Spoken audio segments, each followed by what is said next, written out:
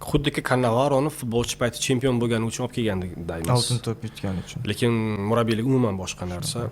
Xuddiki yana chetdan tuyulyaptiki, qaysidir bir kattakonni xarxashasida tuyulyapti. Qaysidir kattakon tasavvurimda tushunishim bo'yicha 2006-yillar Italiyaga muxlislik qilganda va Italiya chempion bo'lganda va Cannavaro oltin to'pni olganda o'sha Cannavaroni yaxshi ko'radi, sevadi-da.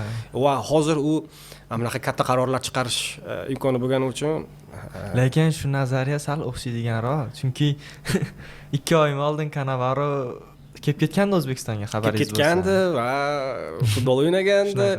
Xullas, chuqurlashmaymiz. Lekin meni tasavvurim, endi men kimligi haqida bilmayman.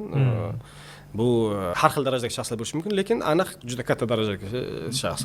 Men Cannavarodan hech narsa kutmayman va niyat qilamanki, umid qilamanki, Cannavaro meni kutmalarimni chippakka chiqaradi va nimalarni isbotlaydi.